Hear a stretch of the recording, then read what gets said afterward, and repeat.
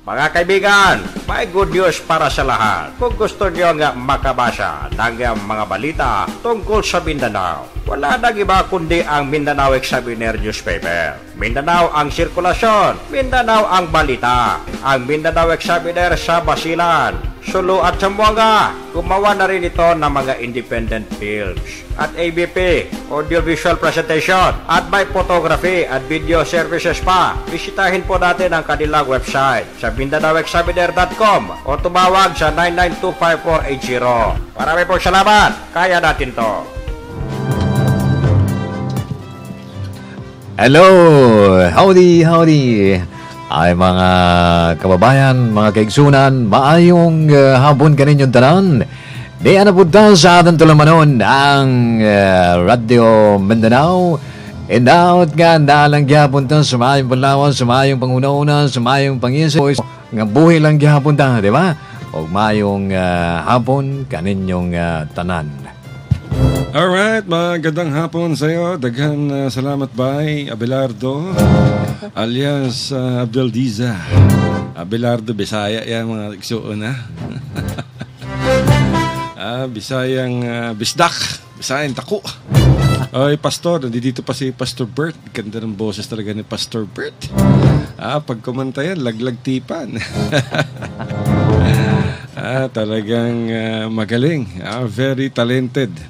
Itong pamilya ni Pastor Bert Losada. Mula sa ama hanggang sa anak. At syempre, binabati natin ang lahat ng mga tagapakinig natin sa buong Mindanao.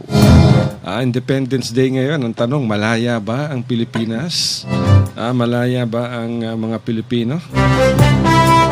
Ito po nyo balingkod, Al Jacinto, nagsasabing isang mainit na hapon. Ako, grabe kainit, wey.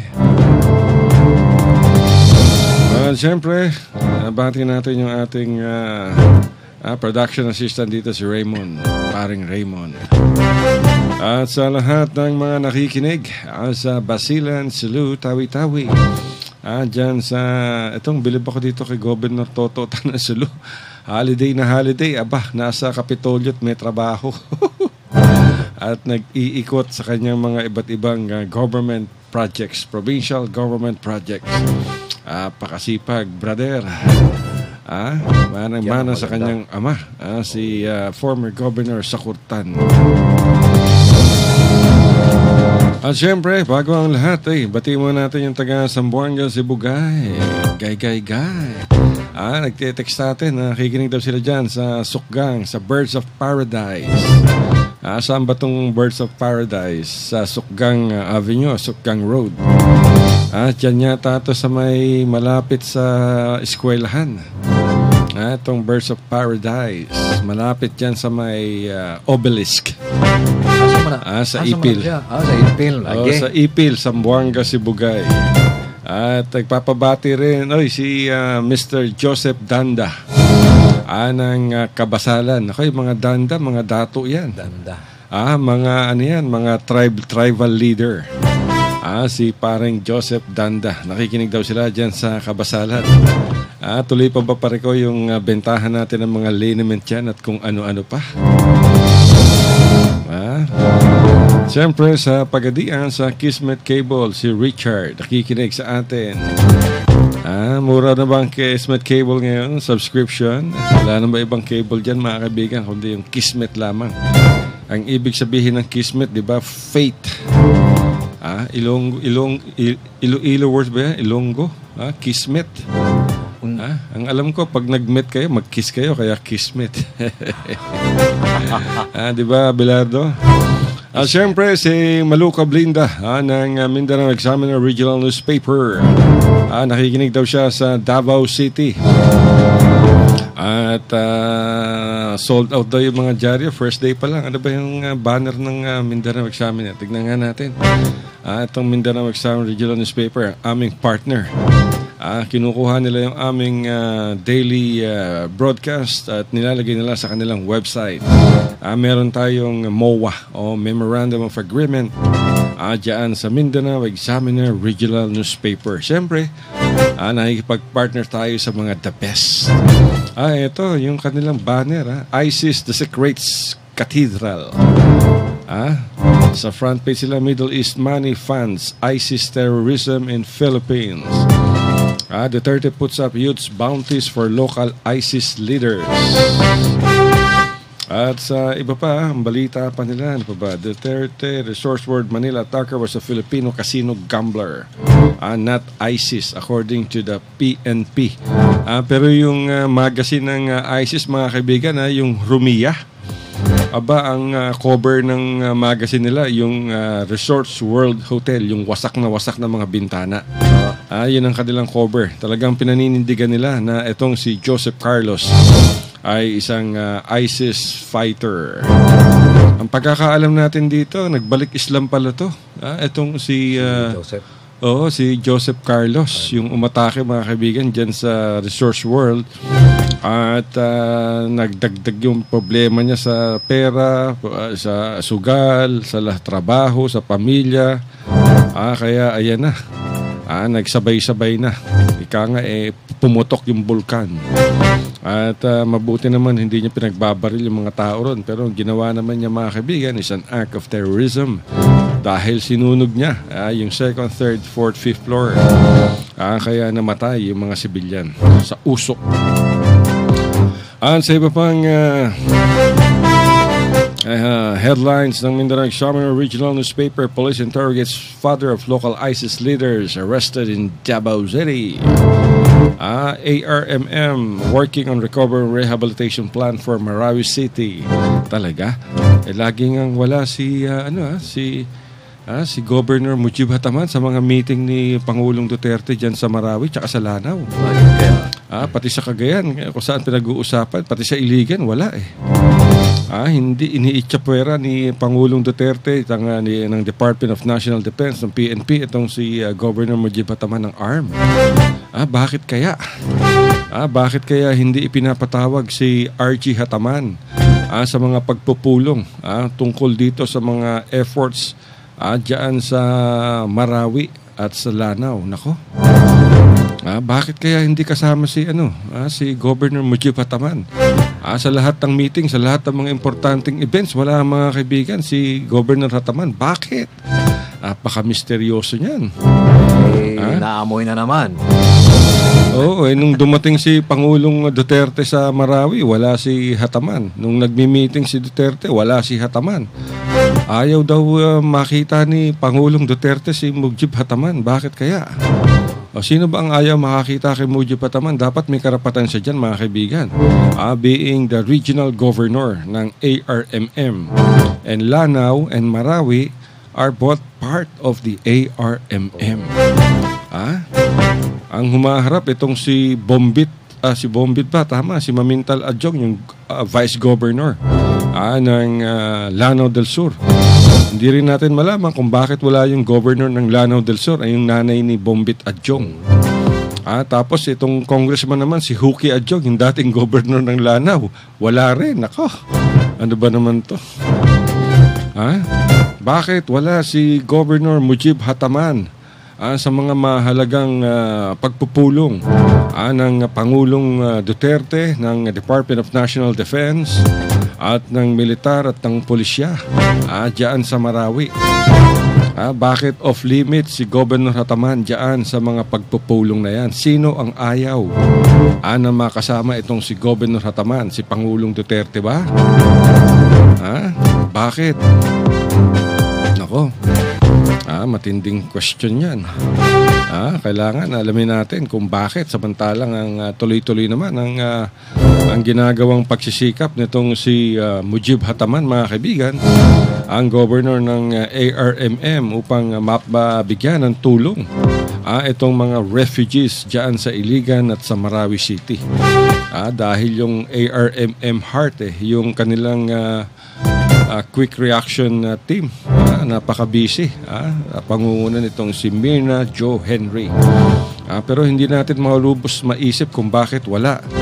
Wala si Governor Mujib Hataman ng ARM sa lahat ng pulong ni Pangulong Duterte dyan sa Marawi. Bakit wala?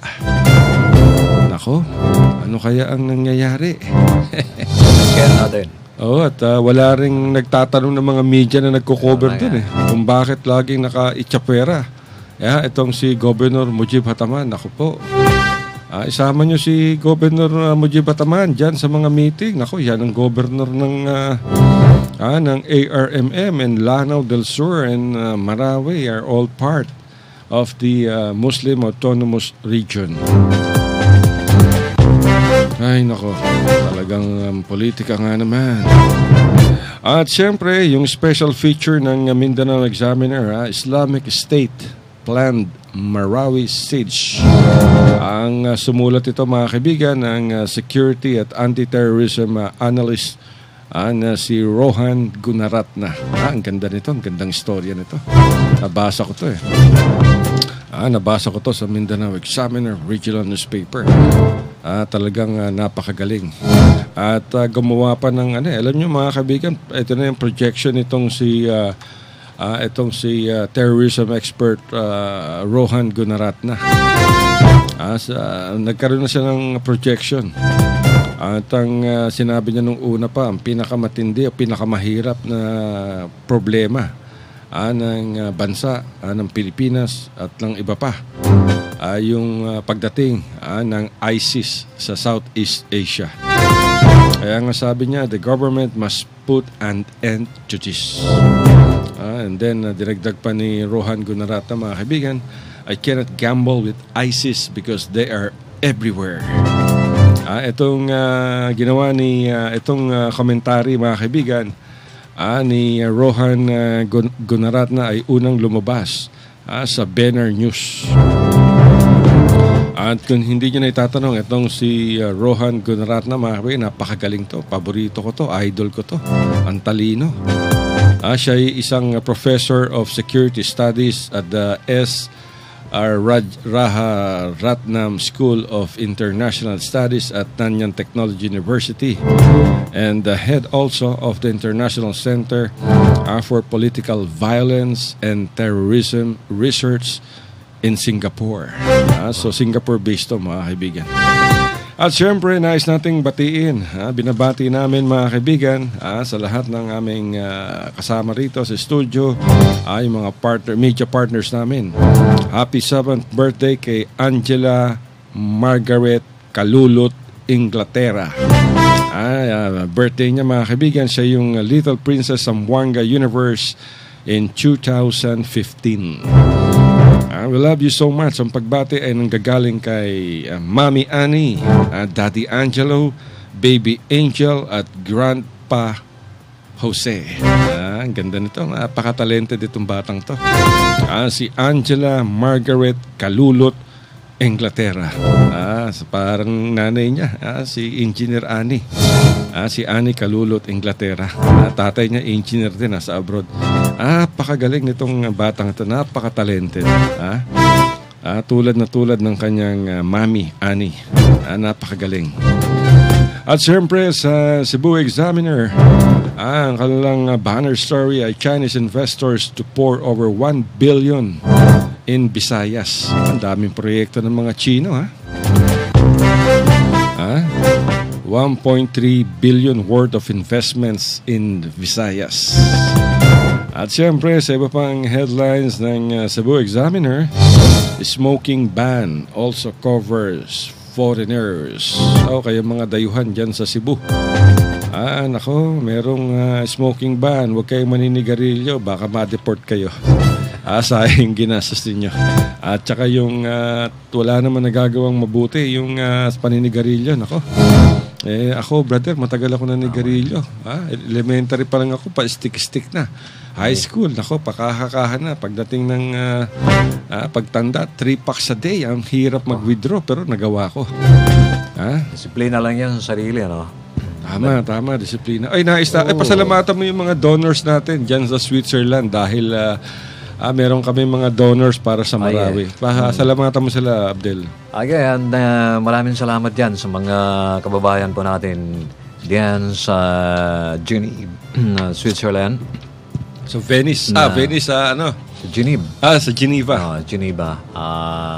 Tayo nagpapasalamat dyan dahil may mga kababayan po tayong mga Pilipino na nagmamalasakit At kahit nasa malayo po sila, ay ramdam pa rin nila yung paghihinagpis ng mga kababayan po natin dyan sa Marawi. Sa Marawi City. Now, kahit babano sila po ay nag-contribute ng kahit magkano na lang hanggang sa makalikom po sila ng salapi. So, yan pinapadala po nila dito sa ating mga kaibigan at bilang tulong po nila diyan sa Marawi City, kung saan ba naman ay ginanag yung mga kaigsunan ang bisag asa ang Pilipino gani, no? Bisag asa gani, labi nagyod tuwa na sila sa layong lugar o na makabalita sila nga ilang mga kababayan din sa Pilipinas na ay dili maayo nga panghitabo. So mauna nga bisag pila-pila lang sila nag-contribute ang ating mga kababayan diya sa Switzerland para lang makatabang din sa atong mga isig katao din sa Pilipinas. Lagi ng tao gani, no? Bisag magkakontra pa na sila o nagani sa hingpit nga pagkalisod ay pastilan mga kaigsunan. Mutabang nga muna si Tamon Jerry ba, mag-aaway na sila pero kay magkababayan na sila ug kuha na ganitong isa sa ilang mahimutang sa kamatayon, iya din ang tabangon, di ba? Sinana na mga kaigsunan ang kitang mga Pilipino bisag magkinaunsa. So naalang gihapon ang pagtinabangay kay lagi ang mga Pilipino maluluyon. Maulan na mga kaigsunan dili maluoy, walay kaluluoy sila ha. Kanang mga ISIS ba? Kanang mga mauti. Walang awa. Tagin just imagine na yung simbahan, katedral, ilang kitamass-tamasan. May gani nga kinangon sa nga walay ang ilang pagka-reliyon, wala nila gibutang sa maayo. Gilang kitamass-tamasan pod ang bahin parte niya ng mga Quran kay wala sila mituo sa balaod sa Quran mga kaigsunan, di ba? So daghang mga Muslim, halos tanang mga Muslim gikondenar kanang ilang ginabuhat. Wala sila maulo magsiyan, wala sila maluoy in town sa ilang ginikanan, di ba? Sa ilang mga paryente gumigan nila, nagkawatak-watak sila, nagpulingi ng ang ilang kinabuhi magsun, nasakpan ang iyang mga ilang inahan, nasakpan ang ilang mga kining amahan, di ba? So daghang pagkayo na biktima, daghang kayo pagkayo sila na biktima kay sunan dili ana ang Muslim, dili ang ana ang reliyon sa Islam nga makadaot sa isig katao. So ang mga Kristiyano ginato naman nilang ginabuhat, magpailob lang ta. Og kinahanglan na ay pasensya diha sa tuwa kay lisod na gani og kitang tanan, kitang mga Muslim o Kristiyano nga magaway-away diri. Daghang kaayong mabiktima, daghang kaayong malugi, daghang kaayong kanang unsa ni kanang malupig ni anang madala ta sa atong emosyon mga kaigsunan, di ba? So kita na magbana-bana nga kuan pag sa Ginoo na lang nato di ta manimalos dili tayo ana, pero pananglit nga naagyapon ang atong gobyerno bitaw nga mutabang sa tuwa, di ba? So atong una-unaon ang atong mga kanunuan sa una, no? Manong nahimo man tag naatay kalayaan sa Bisaya ning kalayaan mo kaigsunan, di ba? Natay kahit tungod, natay malaya ta sa unsa-unsang mga panghitabo. Pero ang pangutangan na lagi malaya ka ta sa mga ito na ito ingon nila nga sa pagkakabos.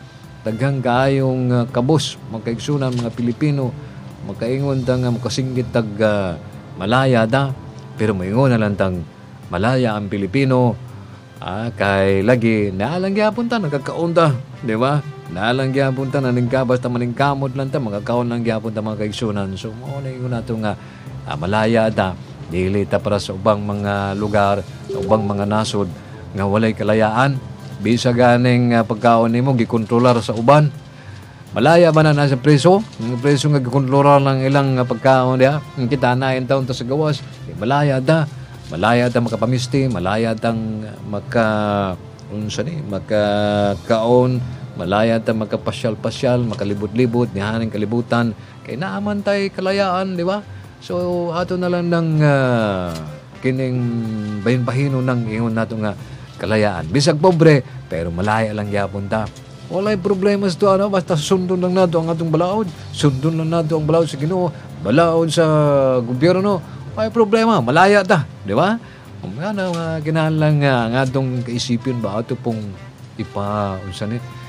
atong ipalayo ang atong panghuna-una ba? Dili kay nga short lang kayo ang atong panghuna-una. Atong nang estudyuhin, atong nang kuano nang atong una-unaon, ato sa Tagalog papalawakin po natin ang ating kaisipan, dili nga short lang. Diba? Kailangan ay maraming salamat ulit sa mga donors. I-course natin yan sa ARMM kay Director Amir Mawalil ng Bureau of Public Information. Ang dami na naman propaganda labang kina Governor Sakurtan. Ano yan? Ito, Sulu politicians sa nireklamo dahil sa SALN violation. As nakalagay sa mga dyaryo, PR, press release. Siguro ang tawag dito, hindi press release, paid release. Alam niyo mga kaibigan, marami talagang alam niyo marami mga politiko ang gustong umagaw sa kapangyarihan ng mga incumbent government officials diyan sa Sulu Province. Lalo na sa posisyon itong si Governor Toto Tan. Hindi nila makuha yung pagiging governor diyan sa Sulu. Hindi nila makuha yung mga posisyon ng mga mayors para mapatakbo yung kanilang mga alipores. Kung ano-ano mga paninira ang ginagawa nila kay Governor Sakurtan, kay Governor Toto Tan, at sa mga iba pa. Itong mga ganitong klaseng tao, makakarma rin kayo. Ang alam ko, yung isang kalaban sa politika nitong si Sakurtan, wanted na ngayon. May kasong kidnapping. Kidnapping dyan sa lalawigan ng Sulu. At may connection di umano ito sa Abu Sayyaf. Naku po. Di ba? Nung kailan lang, anong taon ba yun? Binomba yung Zamboanga Airport. Dahil gusto nilang patayin itong si Governor Sakurtan at ang kanyang mga anak. Anong nangyari? Wala. Wala namang problema na hindi makapag-file ng SALN, di ba? Maring sa bagay, utos ng ating gobyerno yan. But anyway. Pero maraming dito, maraming mga congressman, maraming mga politiko, kahit na yung mga kalaban itong sila sa kursan, dapat halungkatin yung mga SALN yan dahil ang daming mga ill-gotten wealth sa mga yan. Kaya lahat puro propaganda. Hindi nila matalo sa maayos na eleksyon. Sina Sakurtan, sina Toto Tan, nag-resort sila sa black propaganda. Kung talagang magaling sila, tumakbo sila sa eleksyon, ilang beses na silang natalo. Ibig sabihin nun, ayaw sa kanila ng mga tausog kasi kilalang kilala ang baho nila. Yan ang problema dyan. Kung mahal kayo ng tao, dapat unang pagtakbo nyo pa lang, nanalo na kayo. Hindi. Takbo kayo ng takbo every election. Nagkakandara pa na nga kayo. Bangon takbo, wala. So nag-resort kayo sa black propaganda. Maswerte kayo dahil itong pamilya nila sa Kurtan, talagang mga hindi halang ang kaluluwa at hindi walang hiya. Taon-taon nag-ahads yan. Yung mga kalaban ni Sakurtan sa politika, hindi nga nag-ahads. Imagine, mga kaibigan, hindi nag-ahads. Bakit? Kasi ang daming kasalanan. Imagine, napakayaman nila. Hindi naman sila nag-ahads. Bakit? Yan ang itanong nyo sa kanila. Bakit hindi kayo nag-ahads? Dahil ang dami ninyong kasalanan. Natatakot kayo na baka pagdating nyo sa HADS, atakihin kayo sa puso at mamatay kayo. Di ba? Sisingilin kasi sila. Marami. Halos lahat ng mga kalaban nina Sakurtan at nina Toto Tan sa Sulu ay hindi nag-ahads. Itong sila Toto Tan, haji na yan. Lahat ng pamilya nila. Pati yung mga kaibigan nila, dinadala nila, haji na yan. Pagdating nila sa Maka, nagtatayo pa sila ng malaking tent doon dahil yung asawa nitong si Governor Sakurtan, nurse, registered nurse, at meron silang medical mission every year. At ang kanilang siniserbisyuhan, hindi lamang mga Pilipinong Muslim, kundi kahit sino na nandoon na nag-ahads. Yan ang malinaw. Hindi ba kayo nagtataka yung mga kalaban nila sa kurtan, hindi nag-Hajj? May tumawag ba kasi silang Haji? Wala, takot nga sila mag-abroad. Takot silang mag-Hajj. Tinanong natin, brother, bakit kaya may mga tao takot at takot mag-Hajj? Samantalang may mga tao kahit mapulubi, mahirap, gustong magpunta para makapag-Hajj sa Saudi Arabia. Di ba, brother? Bakit may mga Muslim na kahit kaya nilang mag-Hajj, takot? Bakit? Alam mo, mayroon kasing ibang Bakit? Di ba?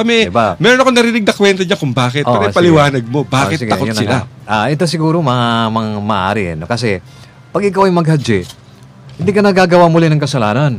Kasi ang iniisip mo dyan, pag nag-Hajj ka, pumunta ka ng Mecca, pinatawad na yung mga kasalanan mo. At hindi ka na pwedeng gagawa muli ng karumal-dumal na mga kasalanan na mangurakot o manambong o anong mga mamatay tao, anong mga kasalanan na medyo hindi maganda. So, hindi ka na pwedeng gagawa ng kasalanan. So, kaya ay nila pumunta, gusto pa nila magnakaw, gusto nila pumatay, gusto nila magkaroon ng kasalanan pa. Namari. Isa lang naman yan di ba? So, I don't know. Kasi kung minsan, kunting masilip nila sa tao na nakaligtaan lang ni Governor sa kurtaan, nakaligtaan lang nila na hindi magawa yung gano'n, sisilipin kagad ng di ba? Pero yung kalaban yun. Pero hindi yung gano'n na sa nakaraang taon, alam naman nila, alam naman natin kung magkano yung income ng governor din sa Sulu. And then, nakaligtaan lang na hindi nakapag-file ng salin sa taon na yan. Politically motivated yan. Kasi, bakit? Ang tanong natin, okay. Ito bang mga salin ng nasa ARMM, halimbawa, nahalungkat na ba yan? Natignan na ba ng ombudsman yan? Itong mga salin ng mga senador, na-check na ba ng mga ng ombudsman yan? Tama ba lahat? Di ba? Yung mga ibang politiko, yung mga ibang governors, yung mga ibang mayors, di ba? Yung mga maliliit na probinsya, talagang dahil sa politically motivated yan ang nagiging problema. Kasi pag hitik na hitik sa bunga yung mangga, talagang daming na mambabato dyan. Correct. Diba? Kaya hitik na hitik sa mangga, hitik na magaling itong governor natin ng Sulu. Kaya yun nga, maraming bumabato sa kanya, maraming bumabatikos sa kanya. Tayo magpakilala mga kaibigan. Mga kaibigan, may good news para sa lahat. Kung gusto nyo nga makabasa ng mga balita tungkol sa Mindanao, wala nang iba kundi ang Mindanao Examiner newspaper. Mindanao ang sirkulasyon, Mindanao ang balita. Ang Mindanao Examiner sa Basilan, Sulu at Zamboanga. Gumawa na rin ito ng mga independent films at ABP, audiovisual presentation, at may photography at video services pa. Bisitahin po natin ang kanilang website sa MindanaoExaminer.com o tumawag sa 9925480. Marami pong salamat. Kaya natin to. RPN Radio Philippines Network. Radyo Ronda. Diplex Zamboanga. Kapisanan ng mga broadcaster ng Pilipinas. Alright, ang oras natin mga kaigsunan, alas 2:30. Alright, kayo nakikinig pa rin mga kaibigan sa Radyo Mindanao. Kami pa rin yung lingkod, Alacinto at si Abelardo, si Abdelaziz. Kita niyo mga kaibigan, yung mga kalaban ni dating governor sa Kurtan sa politika, ti Governor Toto, hindi makapag-Hajj. At takot na takot, para bang asong may rabies na takot sa tubig. Ngayon, puro allergic. Propaganda, puro political propaganda mga kaibigan. Ang daming mga proyekto na ginahimo sa atong gobernador diha sa Sulu mga kaigsunan, kini si Governor Toto Tano, gagyang amahan nga dating gobernador nga si Abdul Sakuntan. Daghang kaayong mga proyekto ang ilang ginabuhat diha sa Sulu, di ba? Ug bisag ingon sila nga nagpuliki na dis taas, pero sige para lang ingon siya nga dili ni mahunong ang improvement aron ang mga tao katawhan dire nga dili sila nga apil ni anang mga kadautan nga ginahimo sa mga tao nga walay buot. Baingon sila nga nganong walay buot man, sige na maghasik og lagim diha sa Sulu. So ang ginabuhat karon sa kuan bisag didto sa bukid o asang dapit diha sa Sulu nga naay gubot, apan ang gobyerno nila diha sige lang gihapon pangimbitar og mga dakong mga negosyante diha sa Manila, hanto ng uban diha sa abroad, mo invest diha sa diha sa Sulu, ug daghan nag-ay mga dato nga negosyante nga nag-pledge gani diha. Unya kining iyang amahan si ex-governor Abdul Sakurtan, si muadto gani na sa China, muadto gani sa abroad, asang dapit nga si atong presidente. Tawagon dayon na siya.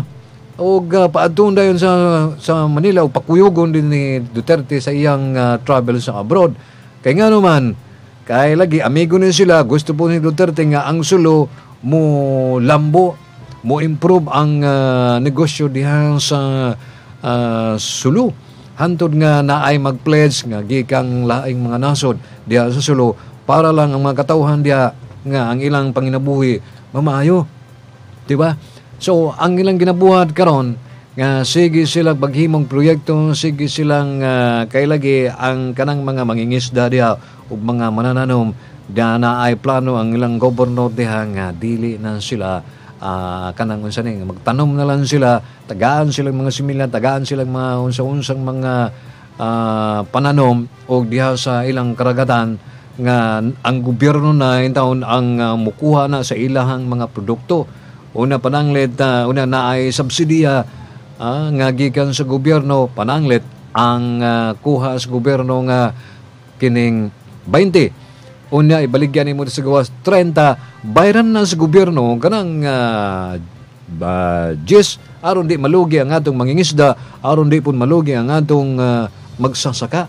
So kinsa may dili nga musugodan nga wa naman kay hago, igura man ka magtanom, igura man ka magguyod sa imong mga pananom ug sa mga mangingisda nato. Now diha na paghimo na diha sa Sulu mga kaigsunan, og naay mga building nga ginahimo para sa mga negosyante nato diha sa inanang Hulo para dili nagkalayat-kalayat ba ang ilang mga pagbaligya diha, di ba? So unya garon naabay mga tao nga kining nagkapulikod kay lagi ang ilang ginabuhat sa una wala di mayo, puro bulsa.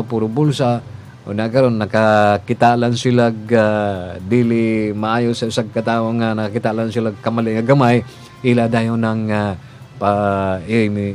i-report sa media, idala ng padakon mga kaigsunan, pero wala sila maguna-una unsa may nahimo sa ni Governor Tan diha sa Sulu, di ba? So inana man ang politika ba, di ba? Inana ng politika o nga kamay lang buho nga ang ilang makitaan, ilang masilip, padako dahil na nila, di ba?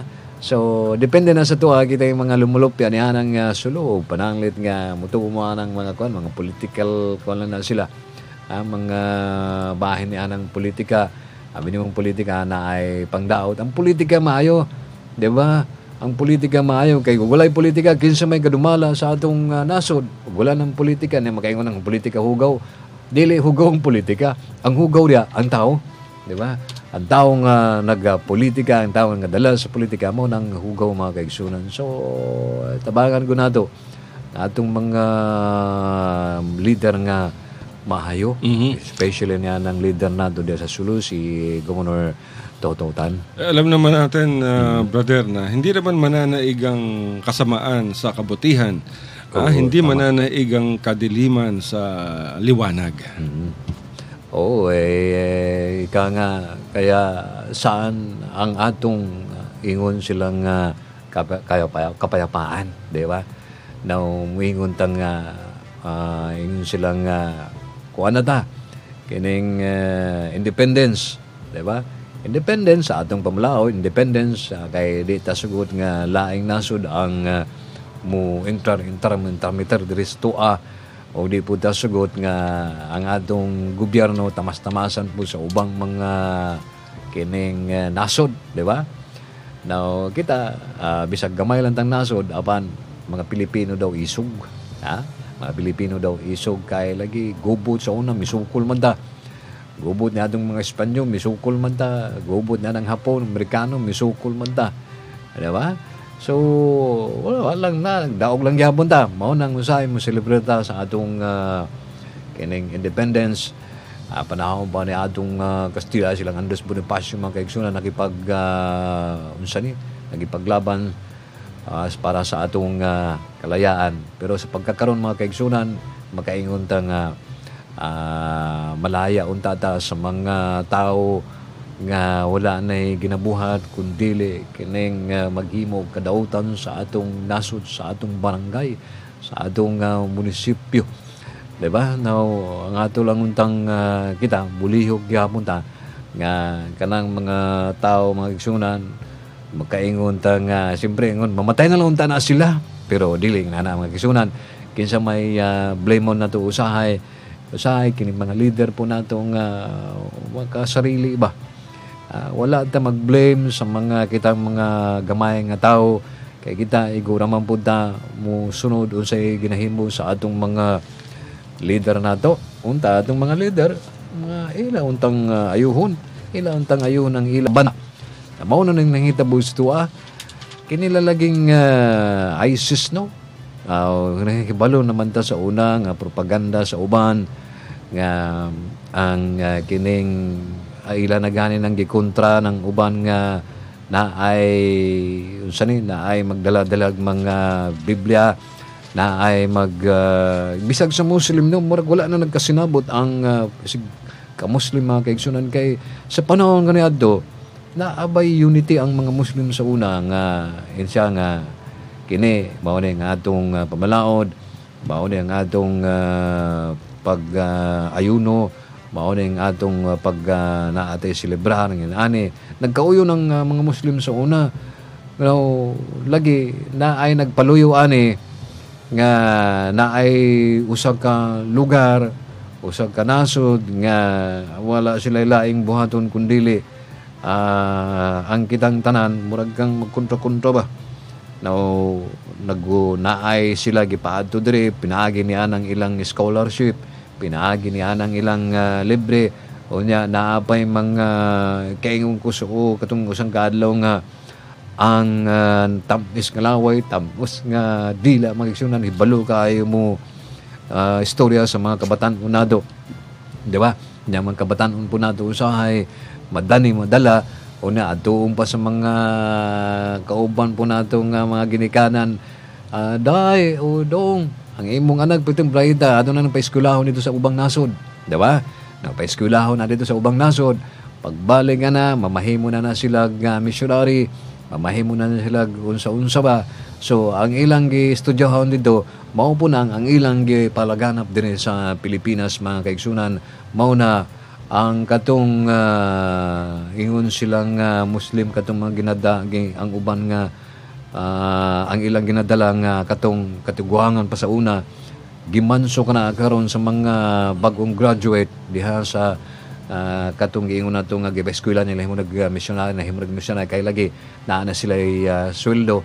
So mao na nga nagkapuliki na wa na nagkasinabot mga kaigsunan ang atong isig ka Muslim. So murag ka nang wala na ba ang unity. So mo na nga ang ato diha bisag nagkinaunsa man na sila diha, di ba? Kita tanan kay pareho tag Pilipino na matagapuyo diri magkasinabot unta ba. Pasag din ang uban diha nga sila wa na nagkasinabot on sila nga nalahi na taliwas na sa pamalaon sa atong Ginoo o pamalaon sa atong gobyerno. Pasag nila naray panahon nga masikop na silang tanan, di ba? So magpakabanalan ta, maminaw tag radyo, maminaw tag mga adto tag mga istorya sa mga barangay officials nato, sa atong mga leader, og alerto lang gyapon ta, og magpalaganap ta sa ingon nga sila nga kanang magkigugmay ang bawat isa sa tuwa, di ba? Independence Day pa naman nga. Yan na nga, para akong pastor Alam niyo ba mga kaibigan, ito na talagang nakikirami tayo sa mga pamilya ng mga nasawing mga sundalo. 58 na ang bilang ng mga sundalong nasawi sa pakipaglaban sa Maute. Yung local ISIS dyan sa Marawi. At kabilang dito si Lieutenant Frederick Sabillana. Ito yung Marines na yung unit ang nakakuha nung binabalita nating 76 million cash and checks diyan sa isang bahay sa Marawi na ginamit ng Maute sa pakikipaglaban. So kasama tong si Lieutenant Frederick Sabillana sa mga nasawi at binigyan siya kanina ng military honors kasama ng iba pang napatay sa pakikipaglaban para sa kalayaan at demokrasya. Ay, naku mga kaigsunan, tingali, kuwan ba, kanang ang katong mga mahuti diha sa kuwan, ibalo sila sa area ba? So ito sila sa mga terrain, yan ang taga diha na sila sa Marawi. Maunang daghan kay nakalas sa atong sundalo. 58 na mga kaigsunan ang nakalas sa atong mga sundalo kay lagi ang mga sundalo na masdalan, di ba? Nigsulod nila ni anang mga building diha. Yan ang mga balay na madagatago ng mga multi group. So sayon nagaayo sila targeton, di ba? Murag gikuan gidula-dulaan lang sa mga multi mga kaigsunan kay naman sa dala ng atong mga sundalo. Di ba? Makita lang sila ng ilang mga sniper na spikas, napod spikas. So, mauna ang daghang kay nagkalas. Pero maaari nilang, yung sa gustong magkaroon ng makabasa ng mga balita tungkol dyan, maaari kayo magpunta sa MindanaoExaminer.com at marami kayong mabasa mga balita dyan, hindi lamang mula sa Mindanao, kundi mula sa iba't ibang bahagi ng ating bansa. At available din mga kaibigan sa Google Play at saka sa Press something, itong Mindanao Examiner Regional Newspaper. Sa Press Reader at saka sa Google News Play. Available yan mga kaibigan. Dyan din ang ating programa, ang Radyo Mindanao. At bukod sa mga iba't ibang balita, makaka-access kayo dyan sa iba't ibang radio station sa Metro Manila at Mindanao. Dahil na sa website nila ang iba't ibang himpilan ng radyo. At napakaganda nung ating mga nababasa rito. Sa website ng Mindanao Examiner Regional Newspaper, meron din silang international news. Punta lamang kayo sa MindanaoExaminer.com o kaya maaari kayong bumili ng mga newspaper sa iba't ibang bahagi ng Mindanao, dito sa lalo na sa Zamboanga, sa Davao, Cotabato, Kitapawan. Available yan sa Cebu, sa Manila, sa Quiapo. Meron pa rin mga kaibigan at sa iba pang lugar sa Mindanao. Oo, mga kaigsunan. Mauna ang among kining usa sa mga sponsor kining atong Mindanao Examiner. Kinilang mga ISIS ba, mga kaigsunan. Nga kaingon ta nga murag mao man gikahadlukan karon sa kalibutan. Og kiniuntang kining mga pondo nila, di ba? Asa man ning sa Middle East mga kaigsunan ang ilang pondo nga ginakuha. Unta og kining pondo, di ba mo mga aquarium ba? Ang aquarium na isda na ay tubig, di ba? O kining isda mo silang ISIS yung naging tubig, mauning ilang pondo mga kaigsunan, kuhaan na siya sa pondo. Muta nga kining mga nagsuportaan nila, kining kuhaan na sila putlon ang ilang pondo. Tingalig, mabawas-bawas sining mga musuporta sa ilang mga kaigsunan kay dako kayo mga kantidad nga nakuha nila nining mga ISIS sa mga laing nasod mga kaigsunan kay gisuportahan man nila, di ba? Kaniadto pa ni siguro mga kanabitong nakanaay usa ka Islam lang gyapon na mga kaigsunan na pinaay usa ka sekta nga nakaabot diri sa atua, nga pag-abot nila diri sa atua naay mga magpagama og moske nga libre lang pero lain ang ilang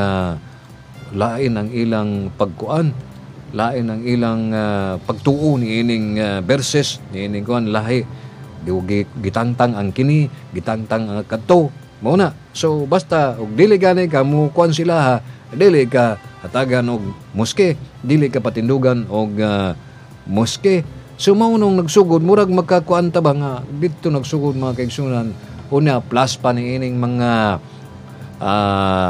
US kining mga daya sa laing lugar nga naghimo sila, nagasuporta po sila diya sa mga rebelde kontra ni anang mga Ruso, di ba? Hantod dito na, nagkasugod-sugod na mga kaigsunan ang kiningingon sila Al-Qaeda, no? Gisuportahan man sa US para kalabanin ganing Ruso ni anang mga Afghanistan mga kaigsunan. Hantod dito na nagsugod ang kining daghan nagkaayong mga mga terorista, mga taong naghasik og lagim sa atong bayan. So pinaagi niya ng pag-ingon nilang ang front nila maghimog mga mosque, maghimog mga madrasas, una yang ilang gi-inject diha kuhaan to na dili inani. Mao na usahay maglibog da nganong naman na sila pero di dato sila makuan kay kibalo gyud sila guys. 10 taon yung pinag-aralan nila doon sa Saudi. Tama. Sa ibang lugar. Kaya hindi natin maano rin, bakit nagkaganito, bakit nagkaganyan. Inalis na yung ito, tinanggal na yung ganito. Ibang sekta na naman yan. Yung sinasabi nilang Wahhabism, di ba? So, yan mga kaigsunan, wata kay sabod sa ibang pagpaluyo, anak. Anyway, mga kaibigan, sa mga naghahanap ng trabaho, meron kaming, meron tayong advertisers dito na kailangan ng isang janitor. Dalhin nyo lamang inyong biodata or resume 2x2 picture dito sa Radyo Mindanao at hanapin si Mr. Sami Said. Bigay nyo lamang inyong biodata, resume, 2x2 pictures. Kailangan ng isang all-around janitor.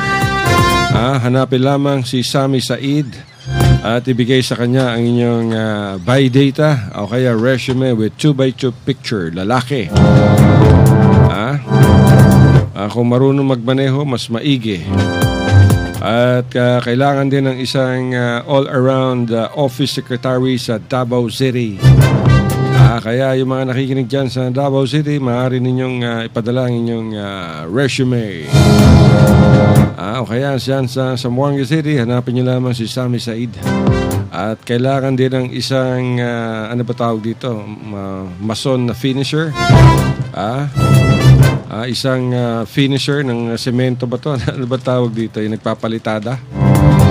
Isang karpintero, isang nagpapalitada. Dalhin nyo lamang inyong biodata at hanapin si Sami Said sa Radyo Mindanao.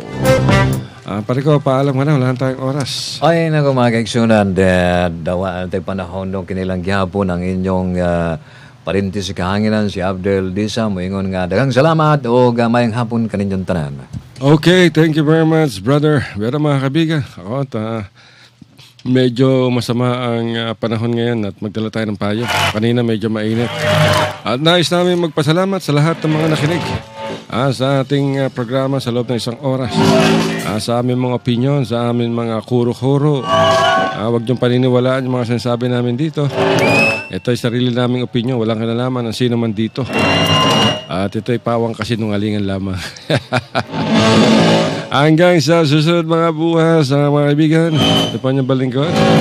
Alasing na nagsasabing, I love you, Mama. Chup chup.